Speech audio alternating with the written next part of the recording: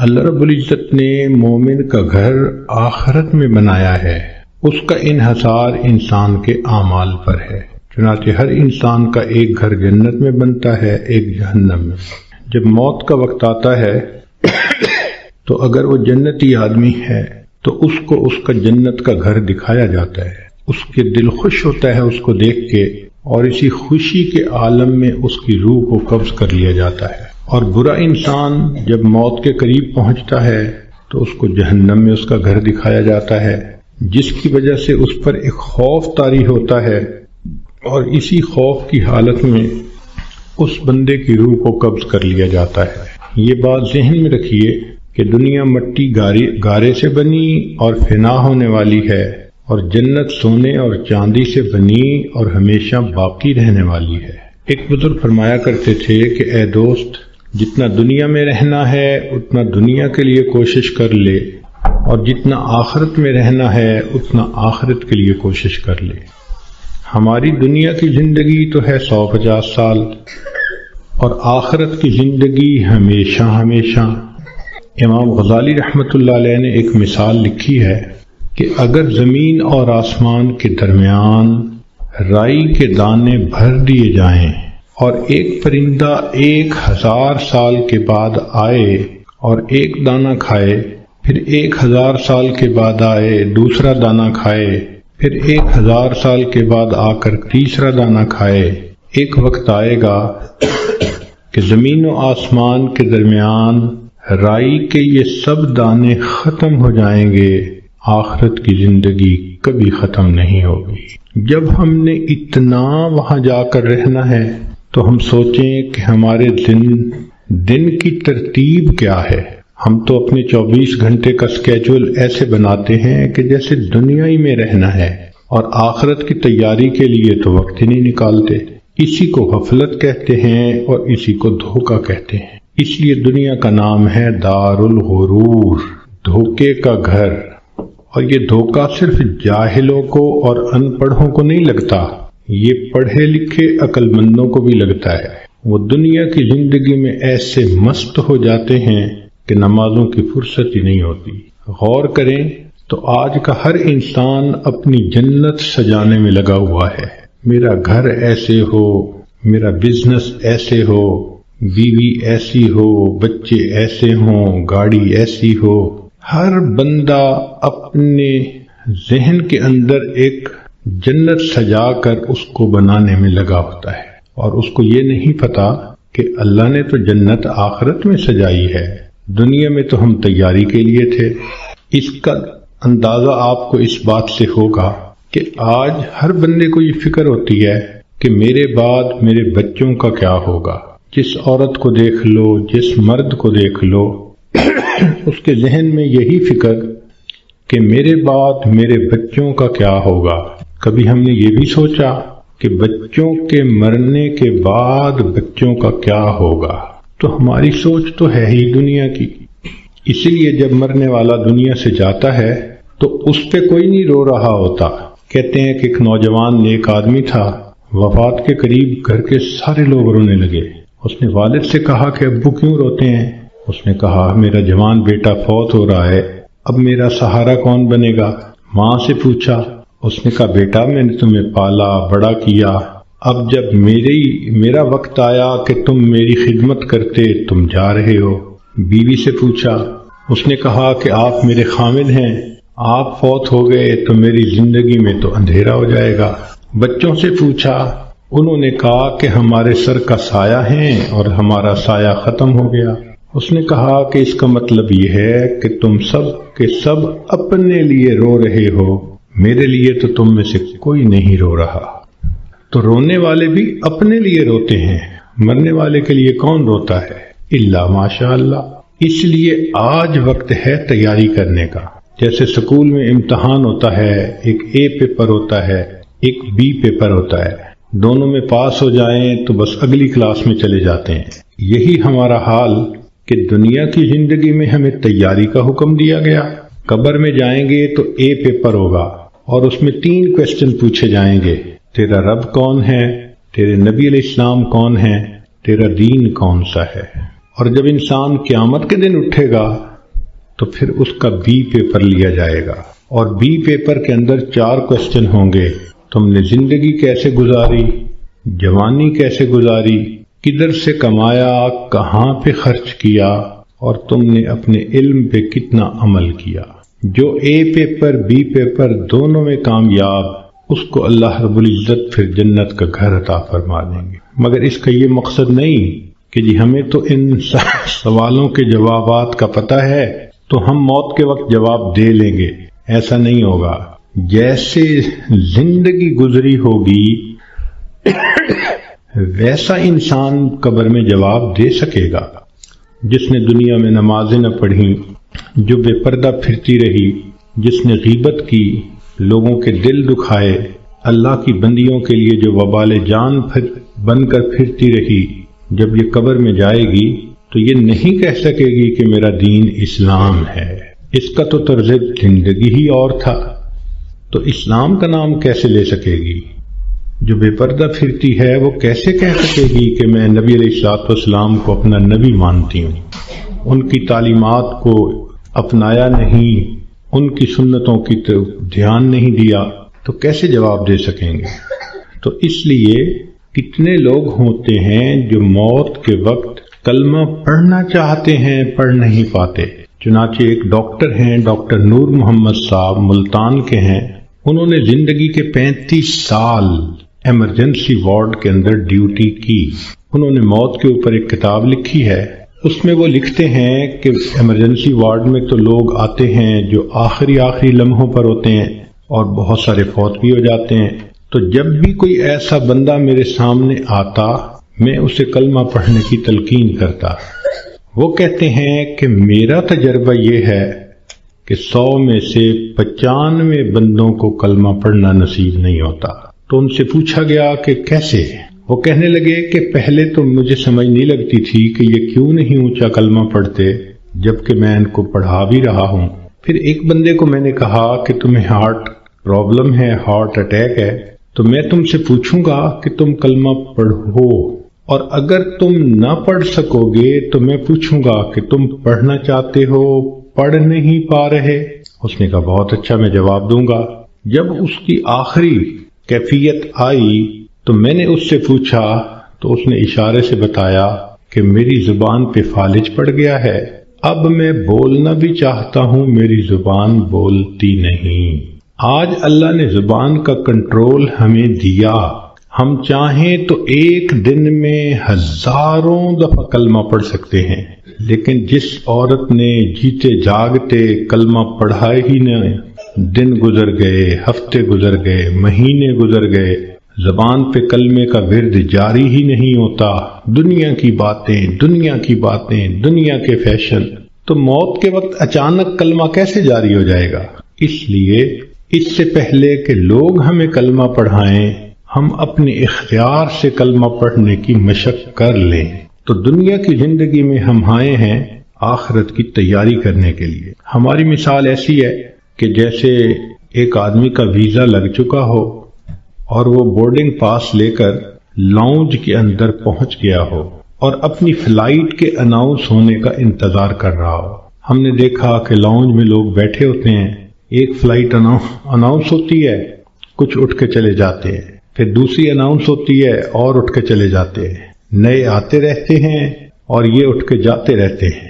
بالکل زندگی کا یہی معاملہ، نئے بچے پیدا ہوتے رہتے ہیں اور جو پہلے سے موجود ہیں وہ اس دنیا سے رخصت ہوتے رہتے ہیں۔ ہم سب کا موت کا ویزا لگ چکا، ہم لاؤنج میں ہیں، کب ہماری فلائٹ ہے یہ بھی ہمیں پتہ نہیں۔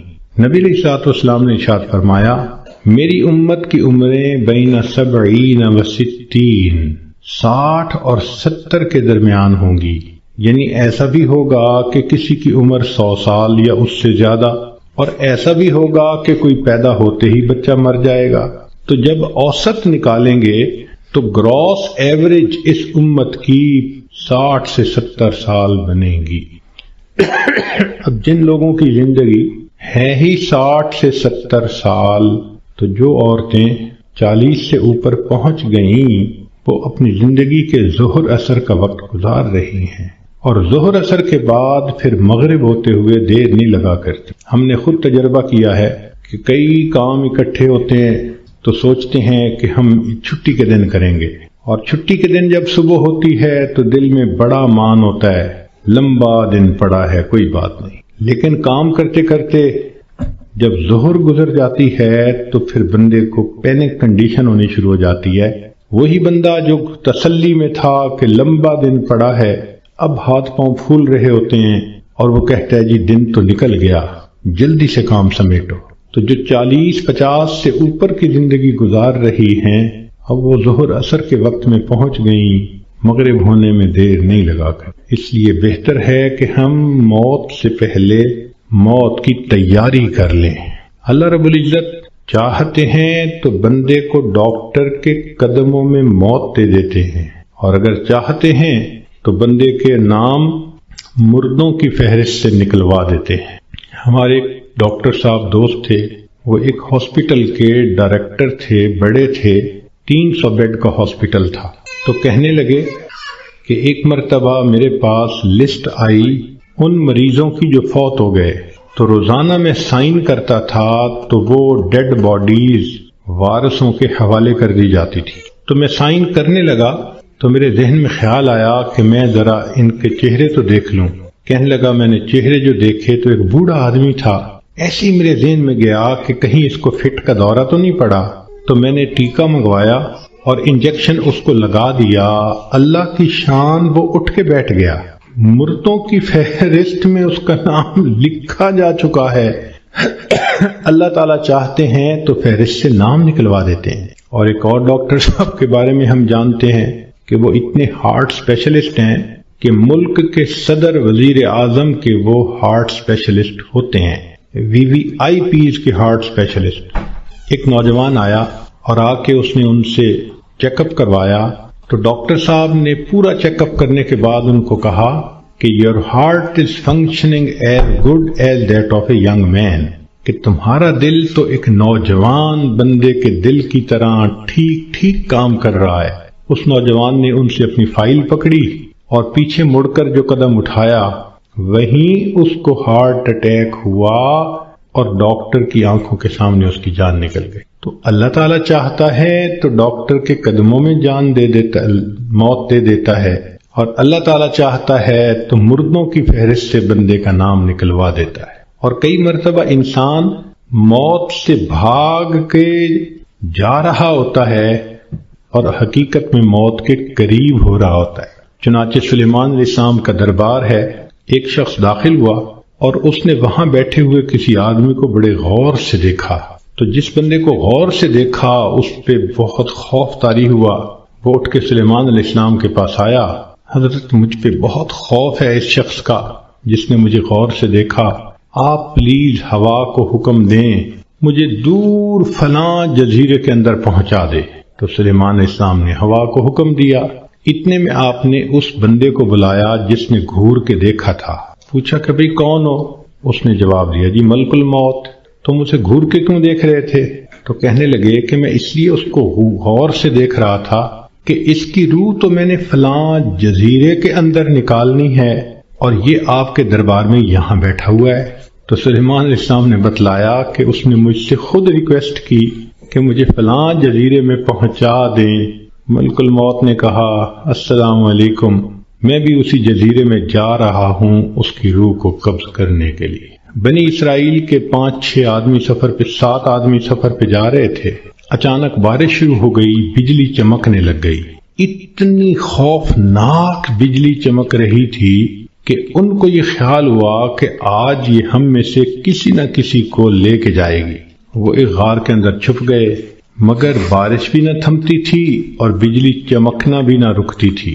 تو انہوں نے فیصلہ کیا کہ بھئی ایسے کرو، ایک ایک کر کے باہر نکلو، جس کو بجلی نے جلانا ہوگا وہ جلا دے گی تو باقی تو سکون کا سفر کر سکیں گے۔ چنانچہ ایک نکلا، بجلی چمکی مگر اس کو جلایا نہیں، وہ واپس آ گیا۔ پھر دوسرا نکلا، خیریت سے واپس آ گیا، تیسرا نکلا، چوتھا نکلا، 6 نکلے اور 6 کے 6 کو بجلی نے نہیں جلایا، ایک باقی رہ گیا۔ سب کہنے لگے کہ تو منحوس ہے، بدبخت ہے، تیری وجہ سے یہ ساری مصیبت آئی ہوئی ہے، نکل باہر۔ اس نے کہا میں نہیں نکلتا۔ سب زور لگا رہے ہیں، کہہ رہے ہیں، لڑ رہے ہیں کہ نکل باہر، وہ کہتے نہیں نکلتا۔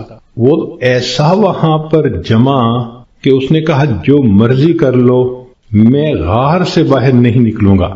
تو کچھ دیر کے بعد ان کے ذہن میں خیال آیا کہ اگر یہ باہر نہیں نکلتا تو ہم تو سب ایک ایک کر کے نکل چکے، چلو ہم نکلتے ہیں اور ہم سفر پہ چلتے ہیں، یہ اندر ہی رہے۔ جیسے ہی وہ 6 کے 6 باہر نکلے، بجلی چمکی اور 6 کے 6 کو موت آ گئی۔ اب یہ سب دھکیل رہے تھے 7ویں کو، اور ان کو یہ نہیں پتا تھا کہ موت کا وقت تو ہمارا قریب آ چکا۔ کہتے ہیں کہ 2 چور کسی گھر میں آئے چوری کرنے کی نیت سے، تو ایک بڑھیا اور بوڑھا کمرے میں سوئے ہوئے تھے۔ انہوں نے ان دونوں کو رسیوں سے باندھ دیا چارپائیوں کے ساتھ، اور دونوں کی چارپائیاں اٹھا کر صحن میں رکھ دی، منہ پہ ٹیپ لگا دی تاکہ ہم کمرے میں تسلی کے ساتھ سامان کو کھولیں گے اور قیمتی سامان کو لے جائیں گے۔ جیسے میاں بیوی کی چارپائیاں انہوں نے صحن میں رکھیں، یہ کمرے کے اندر گئے کہ ہم چوری کرتے ہیں۔ اچانک کمرے کی چھت گری اور یہ دونوں چور دب کر مر گئے۔ محلے والے آ گئے، شور ہوا تھا۔ اب وہ حیران کہ میاں بیوی تو رسیوں سے بندھے ہوئے ہیں۔ ان سے پوچھا بھئی تمہیں باہر کس نے نکالا؟ کہا ہمیں تو پتہ نہیں، ہم تو اندر سوئے ہوئے تھے۔ ان کو کھولا گیا، جب ملبہ ہٹایا گیا تو اس کے اندر 2 چوروں کی لاشیں دبی ہوئی تھیں۔ پتہ چلا کہ چور ان کو نکال رہے تھے کہ ہم چوری کریں گے، اور ان کو یہ نہیں پتا تھا کہ ہم اپنی موت کا خود انتظام اپنے ہاتھوں سے کر رہے۔ تو انسان کئی مرتبہ موت سے دور بھاگتا ہے اور حقیقت میں وہ موت کے قریب سے قریب تر ہو رہا ہوتا ہے۔ اس لیے ہمیں چاہیے کہ ہم موت کی تیاری کریں۔ مہلت ہر ایک کو ملی ہے، کسی کو کم کسی کو زیادہ۔ اس مہلت سے جو فائدہ اٹھائیں وہ خوش نصیب انسان ہے۔ اس دنیا میں آپ کو اللہ کا منکر تو مل جائے گا، رسالت کا منکر بھی مل جائے گا، دین کا منکر بھی مل جائے گا۔ اس دنیا میں آپ کو موت کا منکر کوئی نہیں مل سکتا۔ دہریے سے دہریہ بھی ہوگا تو یہ مانے گا کہ ایک دن مجھے موت آنی ہے۔ جب موت آنی ہی ہے تو کیوں نہ انسان اس کے لیے تیاری کر لے۔ اور موت کی تیاری یہ نہیں کہ انسان جاگنگ کرے اور ویٹ لفٹنگ کرے اور ایکسرسائز کرے، نہیں۔ موت کی تیاری یہ ہے کہ انسان اپنے پچھلے گناہوں سے توبہ کر لے، آئندہ نیکوکاری کی زندگی گزارنے کا ارادہ کر لے، اور جو لوگوں کے حقوق اس پر ہیں ان سے معافی مانگ لے۔ ہم نے دیکھا کہ بسا اوقات جو بندہ بیمار ہوتا ہے اس کے ساتھ اوپر والے ظلم کرتے ہیں۔ ظلم کا کیا مطلب؟ کہ اس کو حقیقت نہیں بتاتے کہ بیماری کتنی ہے، تسلی دیتے رہتے ہیں، اور وہ جھوٹی تسلی ہوتی ہے۔ ابو ٹھیک ہو جائیں گے، امی ٹھیک ہو جائیں گی، اور وہ سمجھتے ہیں کہ ہم بڑا نیکی کا کام کر رہے ہیں۔ وہ جی بتائیں گے تو ابو کو شوق لگے گا۔ بھائی شوق تو ان کو لگے گا جب اچانک موت آ جائے گی۔ یہ بہتر نہیں کہ ان کو پہلے سے انفارم کر دیا جائے کہ جی بیماری خطرناک ہے، زندگی کا پتہ نہیں، ابو کلمہ پڑھ لیں، ابو تیاری کر لیں۔ اوپر والے ظلم کرتے ہیں بندے کے ساتھ۔ چنانچہ ایک مرتبہ میں اپنا واقعہ آپ کو سناتا ہوں۔ ایک صاحب تھے جو سیکٹری لیول کے تھے، بہت لکھے پڑھے اور بڑی ان کی تنخواہ اور گاڑیاں اور ٹیلنٹڈ انسان۔ ان کی ریٹائرمنٹ ہوئی تو وہ بیمار ہوئے تو ہاسپٹل میں تھے۔ گھر آئے تو ہم ان کی تباہ پرسی کے لیے حاضر ہوئے۔ تو جب اس کے بڑے بیٹے نے مجھے دیکھا تو کہنے لگا حضرت صاحب میرے ابو کے لیے دعا کر دیں، ڈاکٹر نے تو ہمیں جواب دے دیا ہے اور کہا ہے کہ بس ہفتے 10 دن کی بات ہے، ان کے اندر کینسر پھیل چکا۔ لیکن ہم نے ابو کو نہیں بتایا، آپ بھی پلیز ابو کو نہ بتانا۔ میں خاموش رہا۔ خیر اندر گئے، ملاقات ہوئی۔ تھوڑی دیر کے بعد میں نے انہیں کہا جی کہ مجھے آپ سے کوئی بات کرنی ہے، تو انہوں نے سب کو جانے کا حکم دے دیا کہ بھی کمرے سے جاؤ، میں حضرت جی سے کوئی بات کرنا چاہتا ہوں۔ جب وہ اکیلے ہو گئے تو میں نے ان سے بات کی کہ دیکھیں زندگی کا کوئی بھروسہ نہیں، کوئی نہیں جانتا کہ کب موت آئے گی۔ کیا پتا میری موت پہلے آئے، کیا پتا آپ کی موت پہلے آئے۔ ہم نے آنکھوں سے دیکھا ہے بوڑھا باپ جوان بیٹے کی لاش کو دفن کر رہا ہوتا ہے، اور کئی مرتبہ جوان باپ اپنے نوزائیدہ بچے کی لاش کو دفن کر رہا ہوتا ہے، تو یہاں کیا بھروسہ زندگی کا؟ کہنے لگے بالکل صحیح بات ہے۔ میں نے کہا کہ بات یہ ہے کہ آپ کی جو رپورٹیں ہیں ان سے پتہ چلتا ہے کہ آپ کے اندر کینسر بہت پھیل چکا، اور ڈاکٹروں نے ہفتہ 10 دن کا وقت دیا ہے، تو بہتر یہ ہے کہ آپ تیاری کر لیں۔ یہ بات سنتے ہی اس کی آنکھوں میں چمک آ گئی، اور وہ مجھے کہنے لگا کہ حضرت صاحب آپ نے سچ کہا، یہ سارے لوگ مجھے جھوٹی تسلیاں دے رہے تھے، مجھے کنفیوز کر رہے تھے۔ میرا دل کہتا تھا کہ میری بیماری خطرناک ہے، اور یہ اوپر والے کہتے تھے، رپورٹ بھی نہیں دکھاتے تھے، کہتے تھے بس ٹھیک ہو جائے گا، آپ فوراً ٹھیک ہو جائیں گے۔ تو اللہ آپ کا بھلا کرے، آپ نے مجھے بتا دیا۔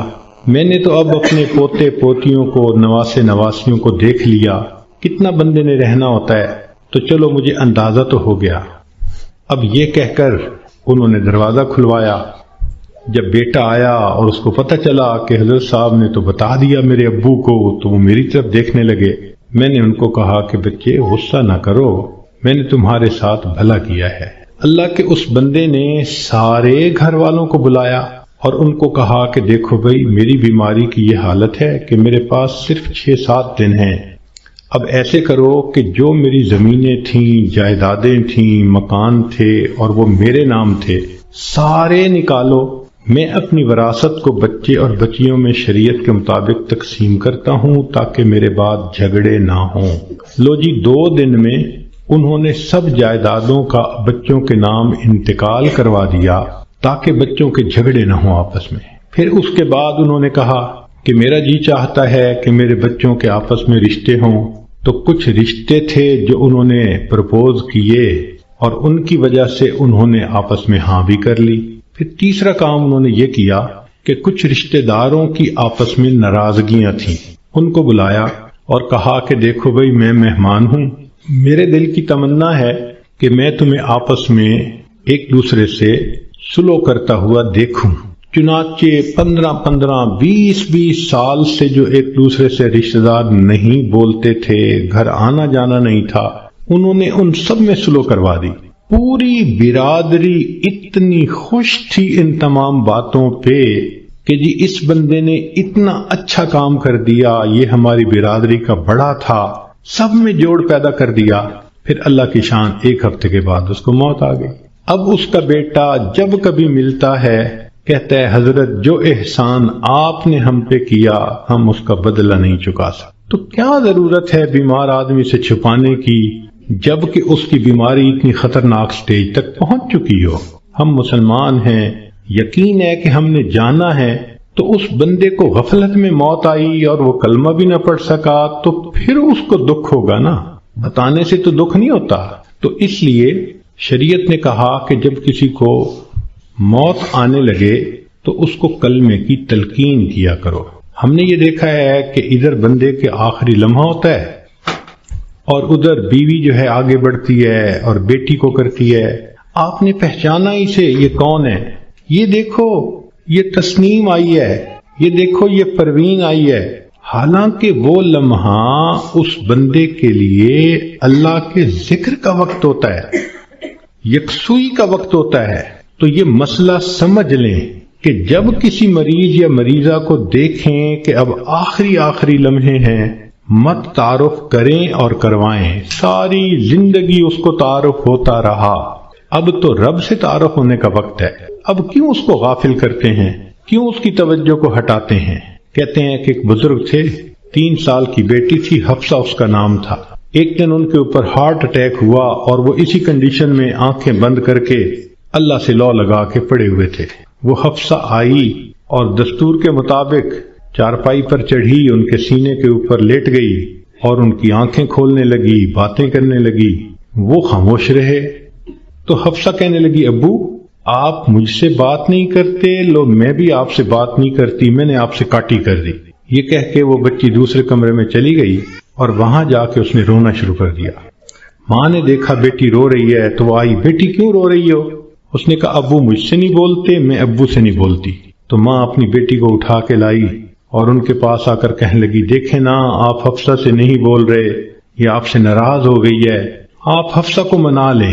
تو جب اس نے یہ بات کہی نا کہ آپ حفصہ کو منا لیں، تو ان بزرگوں نے آنکھ کھولی، فرمانے لگے کون سی حفصہ اور کیسی حفصہ، ہم نے تو اپنے یار کو منا لیا، لا الہ الا اللہ محمد الرسول اللہ، اور ان کی روح پرواز کر گئی۔ تو آخری وقت میں تو یہ حفصاؤں کو پیچھے رکھیں، اس کو کلمہ یاد دلائیں، اس کا آخری لمحہ ہوتا ہے۔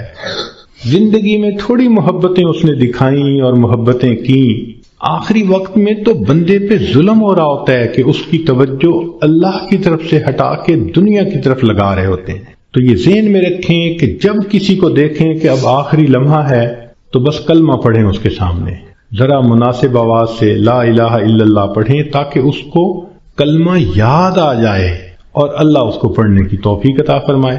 اور یہ بھی ذہن میں رکھیں کہ ایک غلطی اور بھی ہوتی ہے کہ جب کسی کا آخری وقت قریب آتا ہے نا، اللہ ان ڈاکٹروں کو ہدایت دے، یہ اس کو نشے کا ٹیکہ لگا دیتے ہیں اور اپنے ذہن میں سوچتے ہیں کہ اس کو تکلیف نہیں ہوگی۔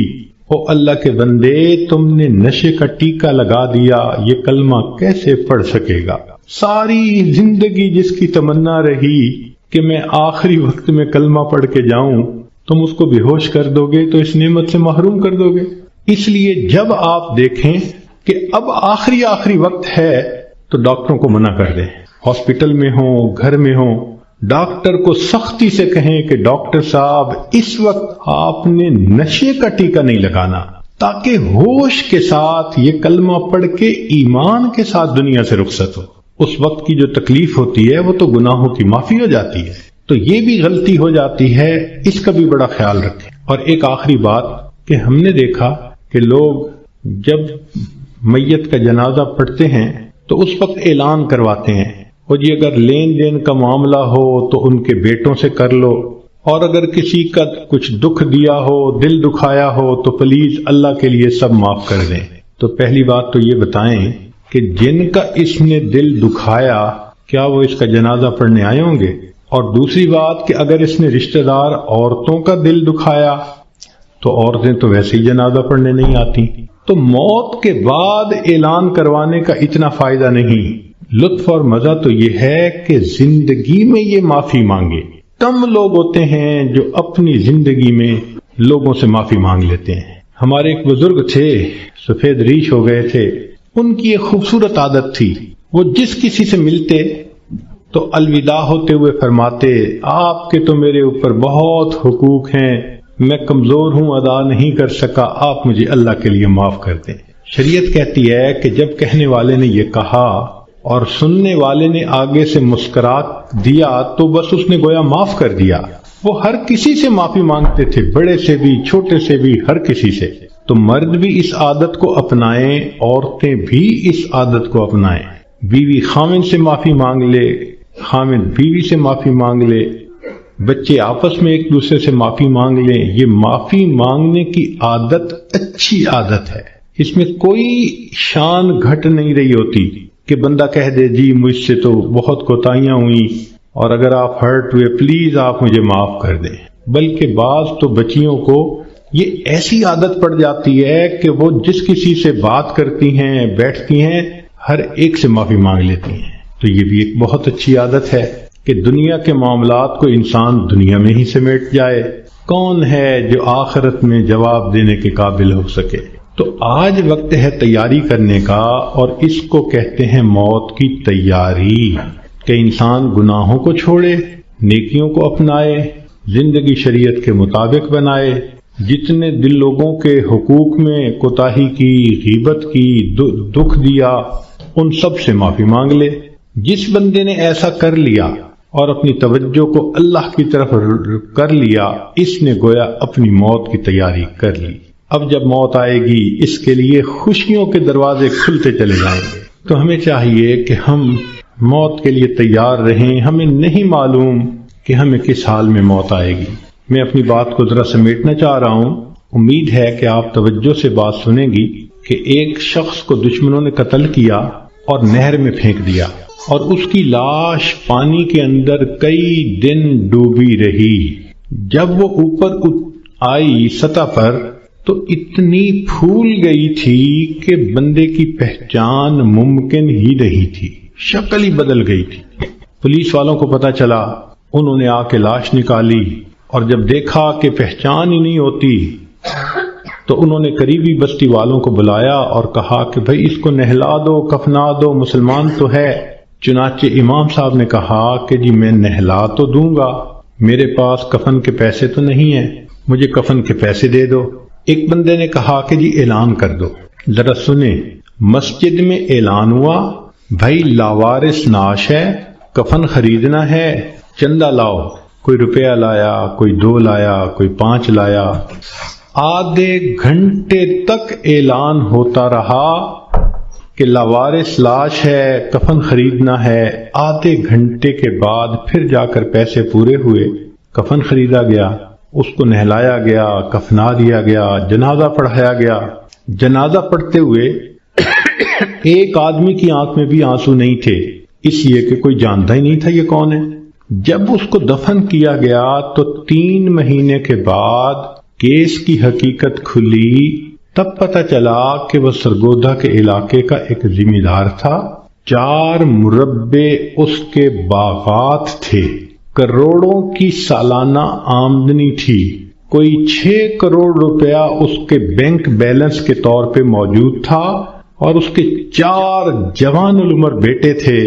اس لینڈ لارڈ نے کبھی سوچا بھی نہیں ہوگا کہ میں کروڑوں پتی بندھا، جب دنیا سے جانے لگوں گا تو چندے کا کفن لے کے جاؤں گا۔ اس کو کہتے ہیں وارث مان نہ کری وارثاں دا، رب بے وارثا کر مار دئی، کہ وارث تم اپنے وارثوں کا مان نہ کرنا، اللہ بندے کو لاوارث کر کے مار دیتے ہیں۔ ہمیں کیا پتا کس حال میں موت آئے گی، آج وقت ہے اس موت کی تیاری کرنے کا۔ اس لیے امام غزالی رحمۃ اللہ علیہ فرماتے ہیں، اے دوست تجھے کیا معلوم کہ بازار میں وہ کپڑا پہنچ چکا ہو جسے تیرا کفن بننا ہے، ہم نہیں جانتے کب ہمارا کفن بازار میں آ جائے گا۔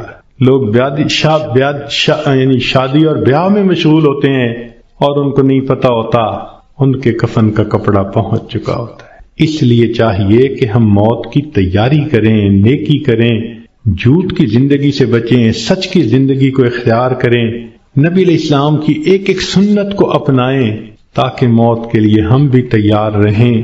کیا معلوم کب جانا پڑ جائے۔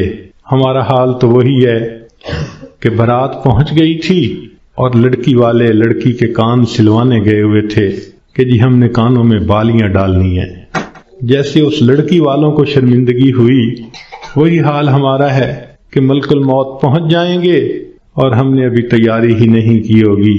ہم نے کتنی بار آنکھوں سے دیکھا جوان العمر بیٹا چارپائی کے اوپر لیٹا ہوا ہوتا ہے، ماں آگے بڑھتی ہے، بیٹے تجھے کیا ہوا، مجھے بتاؤ تو صحیح۔ بیٹا خاموش ہوتا ہے، ماں رو کر کہتی ہے، بیٹے تم تو میری ہر بات پہ لبیک کہا کرتے تھے، تم میرے اتنے فرما بردار بیٹے تھے، کیا ہوا؟ بیٹا اپنی اماں سے نہیں روٹھا کرتے، نہیں خفا ہوتے، بتاؤ تمہیں کیا ہوا۔ بچہ خاموش ہوتا ہے، بالآخر بیوی آگے بڑھتی ہے، میرے سرتاج، میرے ہمراز، مجھے تو بتائیے کیا ہوا، اگر آپ میری کسی بات پہ خفا ہیں میں آپ سے سوری کر لیتی ہوں، معافی مانگ لیتی ہوں، مجھے بتائیں کیا ہوا۔ نوجوان خاموش ہوتا ہے، بہن آگے بڑھتی ہے، میرے ویر مجھے بتائیں تو صحیح کیا ہوا۔ خاموش ہوتا ہے، بہن کہتی ہے کہ مجھے بتائیں، میں ابھی ڈاکٹر کو بلواتی ہوں، مگر جوان کوئی جواب نہیں دیتا۔ بیٹی آگے بڑھتی ہے، ابو مجھے بتائیں تو صحیح کیا ہوا، ابو میں آپ کی بیٹی ہوں، میں آپ کی خدمت کے لیے 24 گھنٹے حاضر ہوں، کچھ کھانا ہے یا پینا ہے مجھے بتائیے، کوئی کام ہے مجھے بتا دیجئے، ابو مجھے بتائیں تو صحیح کیا ہوا۔ باپ خاموش ہوتا ہے، بیٹی روتی رہ جاتی ہے، ماں پھر آگے بڑھتی ہے، بیٹے میں نے کال کر دی ہے، ابھی ڈاکٹر کو بلواؤں گی، تمہارا علاج کرواؤں گی۔ بیٹا خاموش ہوتا ہے، اسی خاموشی کی حالت میں ماں دیکھتی ہے، آنکھیں کھلی رہ گئیں، روح نکل گئی، وہ اپنے کانپتے ہاتھوں کے ساتھ جوان بیٹے کی آنکھوں کو انگوٹھے رکھ دیتی ہے۔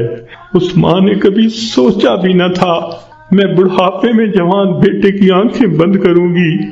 جب بچے کی روح نکل جاتی ہے، سب رو رہے ہوتے ہیں، کہنا شروع کر دیتے ہیں میت کو فلاں کپڑے میں رکھ دو، تھوڑی دیر پہلے یہ کسی کا باپ تھا، یہ نوجوان کسی کا بیٹا تھا، کسی کا بھائی تھا، کسی کا خاوند تھا، اب کیا ہوا؟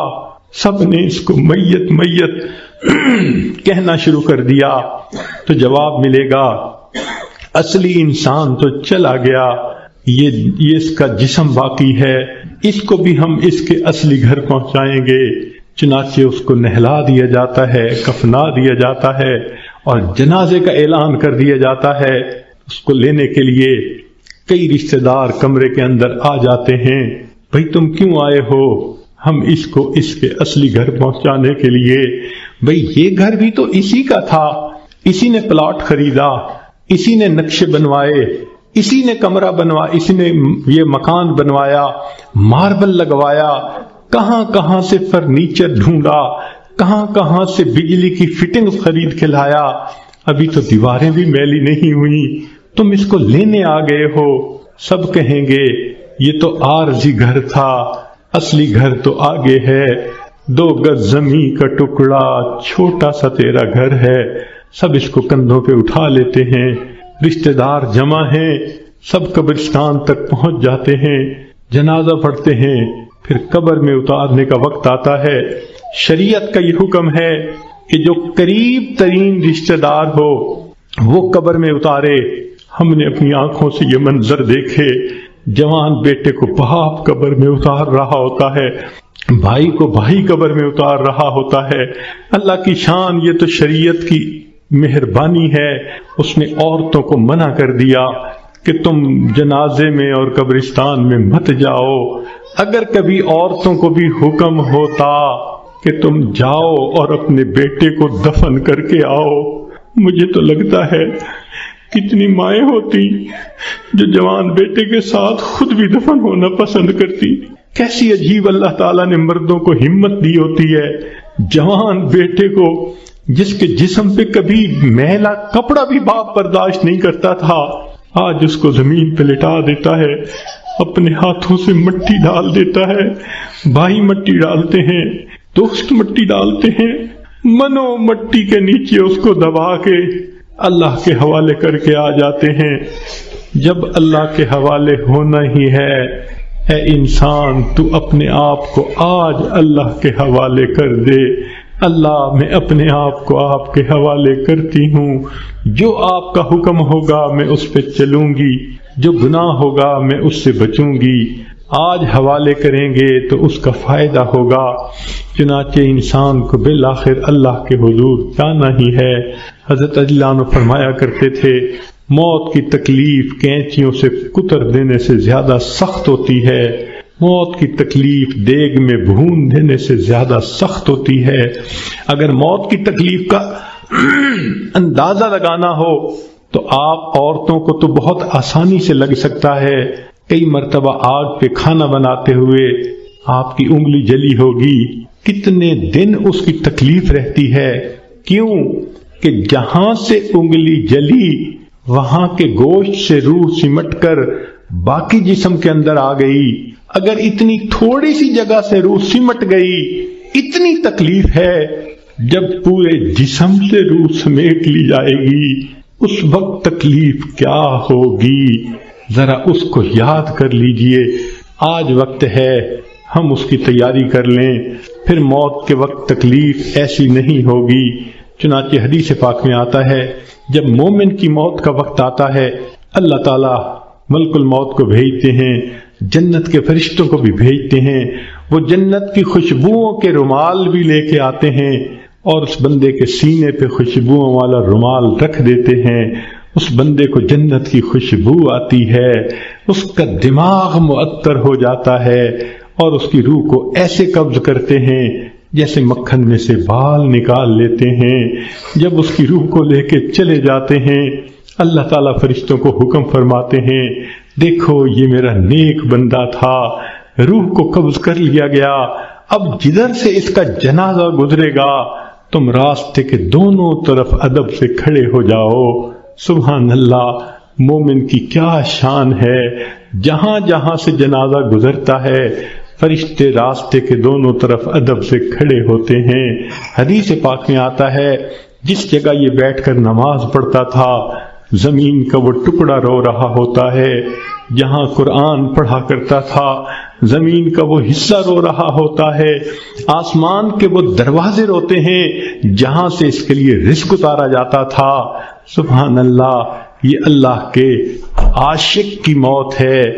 اس لیے کہا گیا کہ عاشق کا جنازہ ہے، ذرا دھوم سے نکلے، محبوب کی گلیوں سے ذرا گھوم کے نکلے۔ یہ عاشق کا جنازہ جا رہا ہے، پھر اس کو جب دفن کیا جاتا ہے حدیث پاک میں آتا ہے اللہ تعالیٰ فرشتوں کو فرماتے ہیں یہ میرا بندہ دنیا سے تھکا ماندہ آیا ہے، جاؤ اور اس کو جا کر کہہ دو نم کنومت العروس، دلہن کی نیند سو جا۔ فرشتہ آ کے خوشخبری دے دیتا ہے تم دلہن کی نیند سو جاؤ۔ یہاں محدثین نے نکتہ لکھا، یہ کیوں نہ کہا میٹھی نیند سو جاؤ، آرام کی نیند سو جاؤ، گہری نیند سو جاؤ، یہ کیوں کہا کہ دلہن کی نیند سو جاؤ؟ تو اس کا جواب انہوں نے یہ دیا کہ دلہن جب پہلی رات اپنے کمرے میں جا کر سوتی ہے اس کو وہی جگاتا ہے جو اس کا خاوند، اس کا محبوب ہوتا ہے۔ یہ مومن آج قبر میں دلہن کی نیند سو رہا ہے، کل قیامت کا دن جب ہوگا اس کو وہی جگائے گا جو اس کا محبوب حقیقی ہوگا۔ چنانچہ مومن قبر سے اٹھے گا، آواز آئے گی یا ایتھا النفس المطمئنہ ارجعی الی ربک راضیۃ مرضیہ فادخلی فی عبادی وادخلی جنتی۔ مومن کی آنکھ کھلے گی، اللہ تعالیٰ مسکرا کر اس کا استقبال کریں گے۔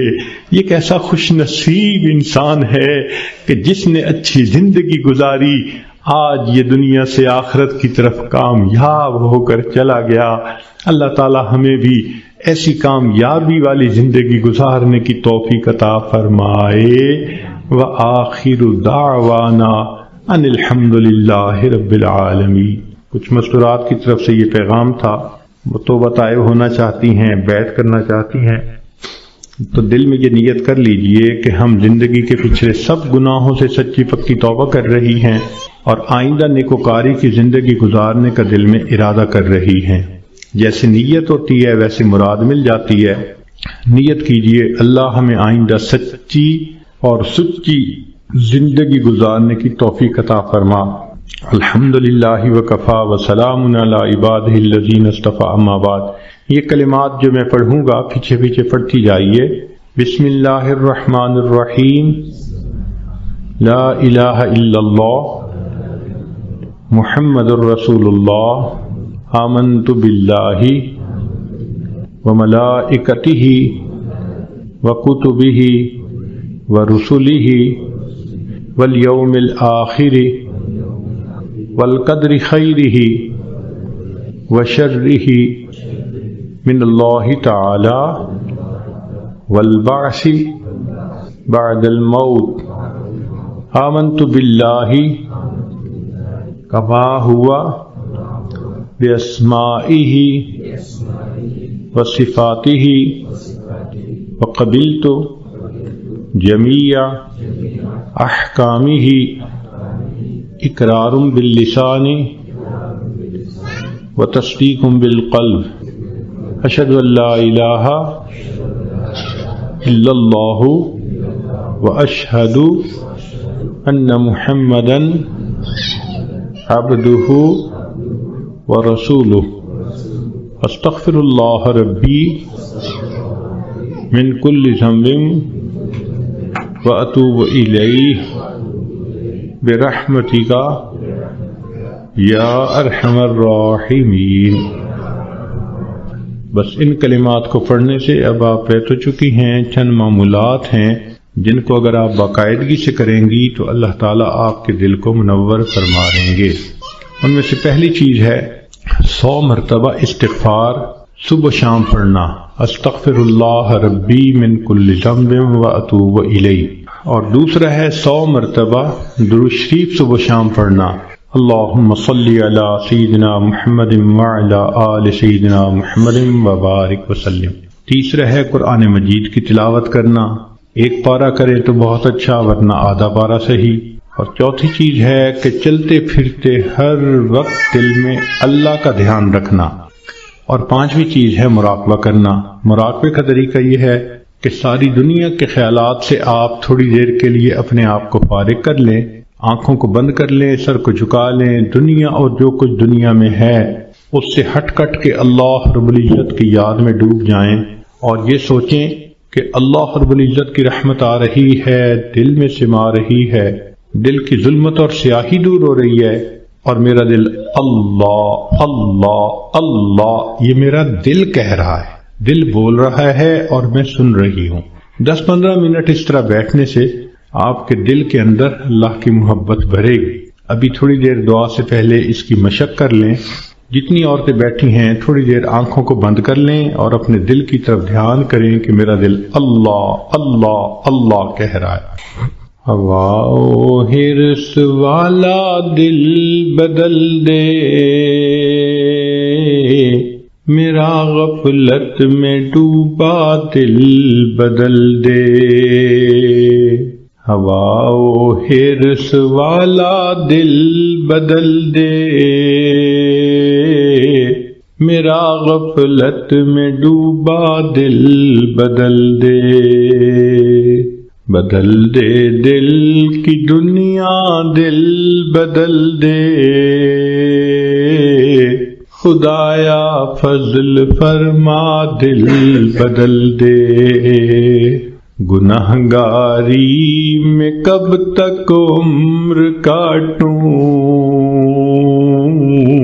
بدل دے میرا رستہ دل بدل دے۔ سنو میں نام تیرا دھڑکنوں میں، سنو میں نام تیرا دھڑکنوں میں، مزہ آ جائے مولا دل بدل دے۔ ہٹا لوں آنکھ اپنی ماں سوا سے، جیوں میں تیری خاطر دل بدل دے۔ یہ کیسا دل ہے سینے میں الہی، جو زندہ بھی ہے مردہ دل بدل دے۔ پڑا ہوں تیرے در پر دل شکستہ، رہوں کیوں دل شکستہ دل بدل دے۔ تیرا ہو جاؤں اتنی آرزو ہے،